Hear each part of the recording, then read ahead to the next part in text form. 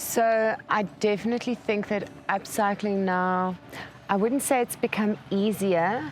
It's definitely growing in popularity since COVID.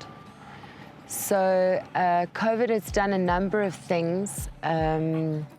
People have less money, so they're more inclined to look at the resources they have rather than try and buy new. And also with having lived through a period where lots of people have died, people are more nostalgic.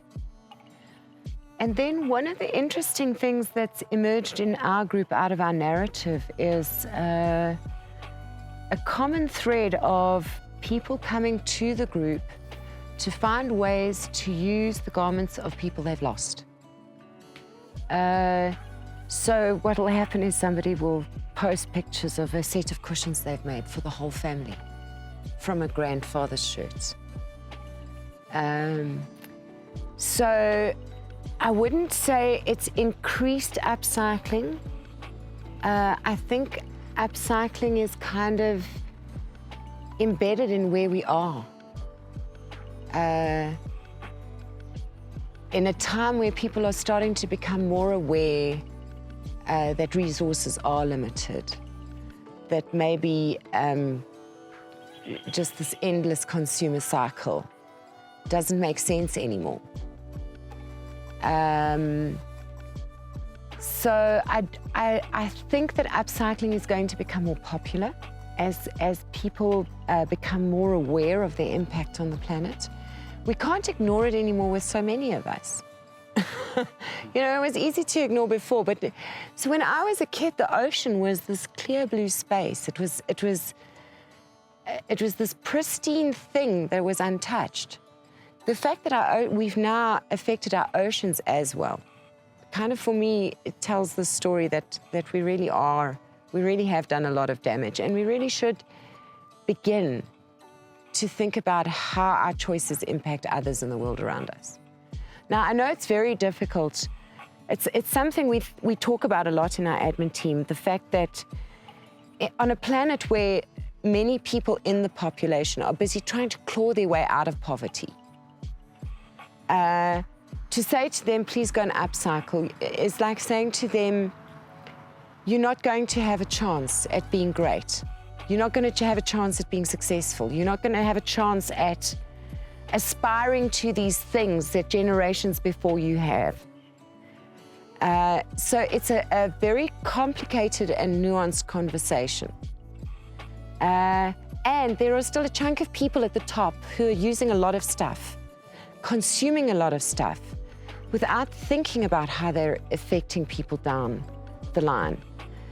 So there's a fairly well-known video on YouTube about the way overruns of garments and second-hand clothing are being dumped in Ghana, and they've got these massive landfill sites that are getting filled with clothing waste. So what essentially happens is the clothing is brought in bales from Europe.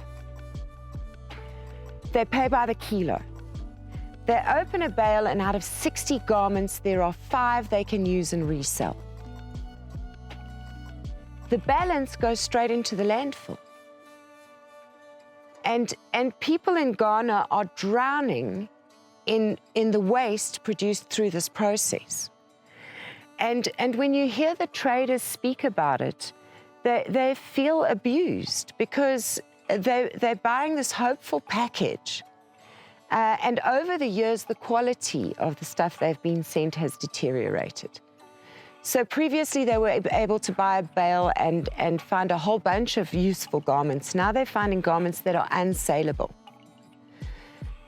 Now, for me, for any country to pay for the fossil fuels and the shipping costs to get that bale from Europe to Africa, and then sell it in that way, I think, I really feel that the ethics and the morality behind those actions need to be looked at. I don't want to sit in judgment. We need to look. We need to look harder, and we need to look again. We find, because the Upcycled Cloth Collective is a global group, that every single country has their own culture, and that the culture will be a snapshot of how the economy is laid out. So in your more affluent countries, where more of the population live above the poverty line and have more money to spend, there will be more fabric hoarding. There will be more buying of fabric. So there's a kind of a culture of she who dies with the most fabric wins. Here in South Africa, where we have so many people living below the poverty line, most people who I know in South Africa, when they get sick of, when their clothes have got stains or holes or something like that on, they can normally find someone who works in the building, someone who's begging on the pavement, or someone at a street corner who's quite happy to take those clothes and make use of them.